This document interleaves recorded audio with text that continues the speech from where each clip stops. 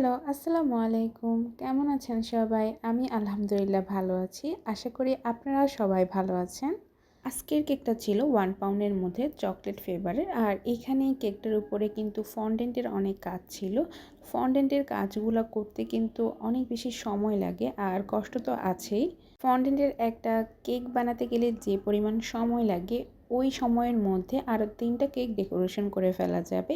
এত বেশি সময় লাগে একটা ফন্ডেন্টের কেক রেডি করতে।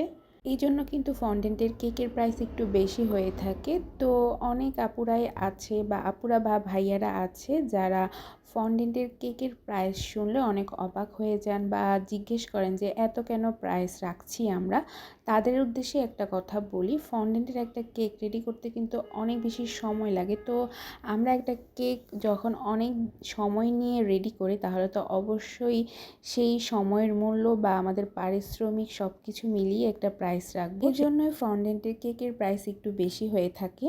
তো এখানে আমি কেকের প্রতিটা লেয়ার সেট করে নিয়েছি। এরপর পাইপিং ব্যাগের সাহায্যে ফুল কেকটাকে কভার করে ফাইনাল একটা ফিনিশিং দিয়ে দিচ্ছি। তো আমি কেকের প্রতিটা লেয়ারে কিন্তু milk syrup, chocolate ganache, chocolate cream দিয়ে সেট করে নিয়েছি।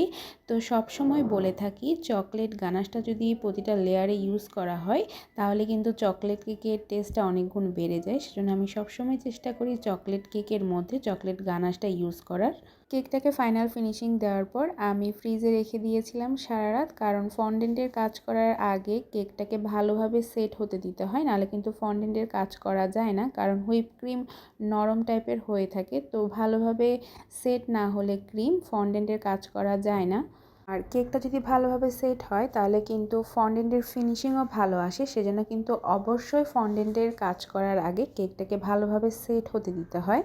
আচ্ছা, আজকের কেকটা কিন্তু বেকারস থিম কেক। তো এই বেকারস থিমের কেকটা বানাতে আমার অনেক বেশি সময় লেগেছিল, কারণ এখানে খুঁটিনাটি অনেক বেশি কাজ ছিল। আর ছোট ছোট ফন্ডেন্টের জিনিসগুলো বানাতে কিন্তু কষ্ট প্লাস সময় দুইটাই লাগে। এখানে আমি একটা ইয়েলো কালার ফন্ডেন্টের মধ্যে আঁকাবাঁকা ডিজাইন করে উপরে দিয়ে দিয়েছি। এর উপর দিয়েছি ব্ল্যাক কালার একটা ফন্ডেন্ট, যেটাকে আমি ম্যাট হিসেবে ইউজ করেছি। আর এখানে তো দেখতেই পাচ্ছেন আমি একজন বেকার্সের যা যা জিনিস লাগে সব কিছুই কিন্তু দিয়ে দিয়েছি। আর এখানে ছিল পিচ্চি একটা কেক, যে তাও ট্রান টেবিলের উপর পিচ্চি একটা কেক বানিয়েছি। আরও ছিল ডিম, চিনি, ময়দা, ম্যাকারন, বাটার, বিস্কিটস, আরও অনেক কিছু। নিচে দিয়েছি ফন্ডেন্টের একটা ম্যাট আর কিচেন স্কেল।